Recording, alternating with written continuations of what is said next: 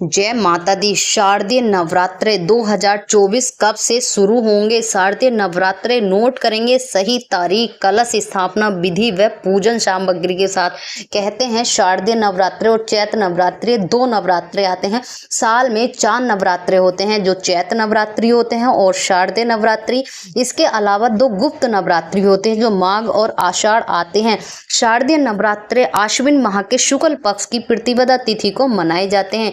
इस पर्व पर जानेंगे भक्ति यानी भक्त जो है अपनी माँ के 9 स्वरूपों की पूजा अर्चना की जाती है। कहते हैं भक्त 9 दिनों तक माँ अम्बे की पूजा करते हैं और साथ ही व्रत रखते हैं, माता की पूजा अर्चना करते हैं। हिंदू धर्म में शारदीय नवरात्रे का विशेष महत्व है।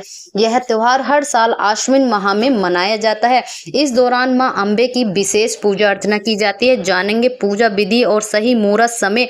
तो उससे जानने से पहले दोस्तों झलकदानी चैनल को सब्सक्राइब कर लीजिए। माँ के 9 स्वरूप कौन कौन से होते हैं, किसकी पूजा की जाती है, कौन से नवरात्रि में, पूरी जानकारी आपको इस वीडियो में मिलेगी। अगर अभी तक आपने चैनल को सब्सक्राइब नहीं करा तो प्लीज चैनल को सब्सक्राइब करें और कमेंट बॉक्स में जय माता दी अवश्य लिखें। कहते हैं सनातन धर्म में त्योहारों का विशेष महत्व होता है। साथ ही नवरात्रि का जो पर्व है वो बहुत ही खास होता है। अक्सर हम एक नवरात्रि में 9 दिनों तक माँ दुर्गा के 9 स्वरूपों की पूजा अर्चना की जाती है। कहते हैं बड़े ही शिद्दत के साथ 9 दिनों तक माता की पूजा करते हैं। साल में 4 बार नवरात्रि का पावन त्योहार आता है। चैत्र और शारदीय नवरात्रि के अलावा 2 गुप्त नवरात्रि भी आते हैं, जो पूरे साल के 4 होते हैं। हालांकि सबसे ज्यादा महत्व शारदीय नवरात्रि का होता है। पंचांग के अनुसार शारदीय नवरात्रि का त्योहार हर साल आश्विन माह के शुक्ल पक्ष की प्रतिपदा तिथि को मनाया जाता है, जो कि मैंने अभी आपको पहले बताया था। दोस्तों वीडियो को स्किप मत करना। कहते हैं आधा अधूरा ज्ञान किसी काम का नहीं होता। माता रानी से जुड़ी सारी बातें आपको इस वीडियो में जानने को मिलेंगी। नवरात्रि के 10वें दिन दशहरा मनाया जाता है। इस साल शारदीय नवरात्रि का जो त्योहार है वो 3 अक्टूबर से 12 अक्टूबर तक मनाया जाएगा। कहते हैं इस दिन शारदीय नवरात्रि जो पूरी तिथियां आप जानेंगे कि कौन कौन से दिन कौन सी माता की पूजा करी जाती है। नवरात्रि का पहला दिन 3 अक्टूबर को प्रारंभ होगा। गुरुवार माँ शैलपुत्री की पूजा की जाती है। यही दूसरा नवरात्रि यानी 4 अक्टूबर 2024 शुक्रवार माँ ब्रह्मचारिणी की पूजा की जाती है। नवरात्रि का तीसरा दिन माँ दुर्गे की 5 अक्टूबर 2024 शनिवार माँ चंद्रघंटा की पूजा की जाती है। यही नवरात्रि के दिन 6 अक्टूबर 2024 रविवार को माँ कोषमांडू की पूजा की जाती है। नवरात्रि के दिन 7 अक्टूबर 2024 सोमवार माँ स्कंद माता की पूजा की जाती है।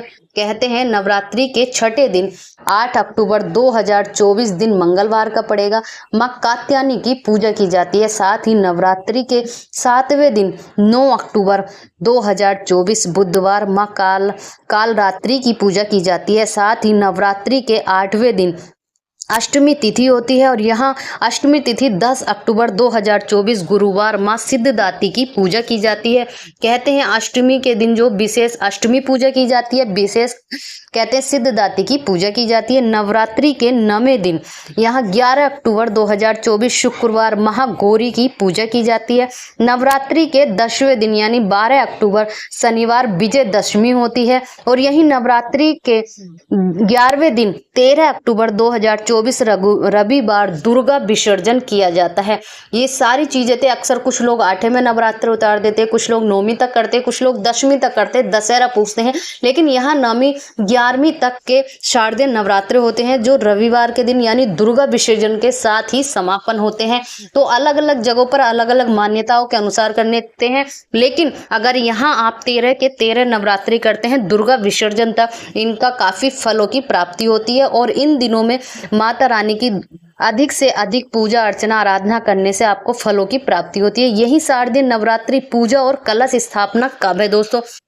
ध्यान से सुनना, नोट कर लेना कि किस प्रकार से आपको करनी चाहिए। सबसे पहले सुबह निवृत्त स्नान करें। निवृत्त होने के बाद ब्रह्म मुहूर्त में उठना चाहिए। स्नान करें, साफ कपड़े पहने, घर से अच्छे से साफ सफाई करें। मुख्य द्वार की चौखट पर आम के पत्तों का तोमल लगाएं। पूजा के स्थान को गंगा जल से पवित्र करें। अब चौकी पर माँ दुर्गा की प्रतिमा स्थापित करें। उत्तर और पूर्व दिशा में कलश की स्थापना करनी चाहिए।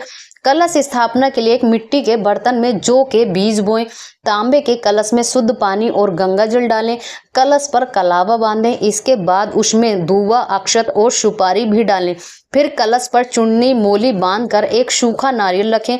विधि विधान से माता की पूजा करें, दुर्गा अष्टमी का पाठ करें, आखिर में आरती और प्रसाद का वितरण करें। यही जब आप कपड़े वस्त्र पहनते हैं तो जो महिलाएं सुहागन हैं उनको रेड कलर के वस्त्र पहनकर अवश्य पूजा करनी चाहिए, माता का आशीर्वाद मिलता है।